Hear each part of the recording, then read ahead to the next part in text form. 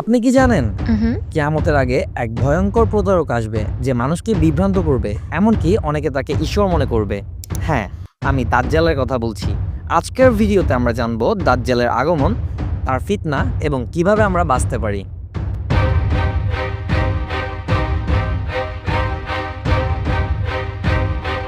চলুন শুরু করা যাক। দাজ্জাল একটি আরবি শব্দ যার অর্থ প্রতারক বা ধোঁকাবাজ। ইসলামী বিশ্বাস অনুযায়ী দাজ্জাল কিয়ামতের আগে আসবে এবং সারা পৃথিবীতে বিশৃঙ্খলা সৃষ্টি করবে। নবী মুহাম্মদ সাল্লাল্লাহু আলাইহি ওয়াসাল্লাম দাজ্জালকে ইতিহাসের সবচেয়ে বড় ফিতনা বলেছেন। একটি হাদিসে এসেছে, প্রতিটি নবী তার উম্মতকে দাজ্জালের ব্যাপারে সতর্ক করেছেন, কিন্তু আমাদের নবী মুহাম্মদ সাল্লাল্লাহু আলাইহি ওয়াসাল্লাম বলেছেন দাজ্জাল তার উম্মতের জন্য সবচেয়ে বড় পরীক্ষা হয়ে আসবে।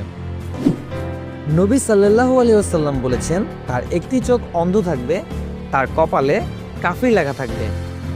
সে অতি ক্ষমতাধর হবে, কিন্তু তার সব ক্ষমতা হবে ধোঁকাবাজি। সে এমন অলৌকিক কাজ দেখাবে যা দেখে মানুষ বিভ্রান্ত হয়ে যাবে। দাজ্জাল কোথা থেকে আসবে?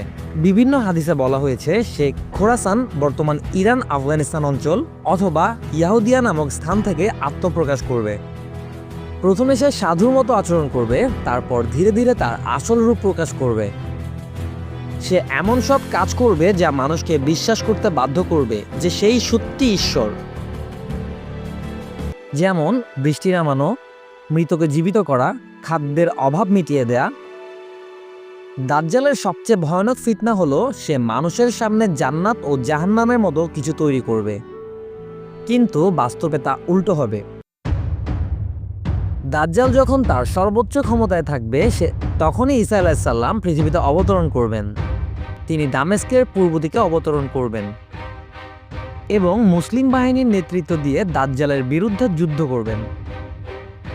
এই যুদ্ধের শেষ পর্যায়ে ঈসা আলাইহিস সালাম দাজ্জালকে লুত নামক স্থানে হত্যা করবেন।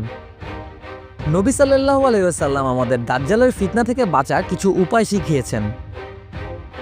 সূরা আল কাহফের প্রথম 10 আয়াত মুখস্থ করা, দাজ্জালের সঙ্গে দেখা হলে লা ইলাহা ইল্লাল্লাহ বলা, মক্কা মদিনায় থাকা, কারণ দাজ্জাল সেখানে প্রবেশ করতে পারবে না।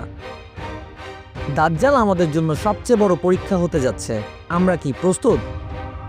এই ভিডিওটি যদি আপনার ভালো লেগে থাকে তাহলে অবশ্যই লাইক দিন, শেয়ার করুন এবং চ্যানেলটি সাবস্ক্রাইব করুন। আপনার মতামত জানাতে কমেন্ট করুন।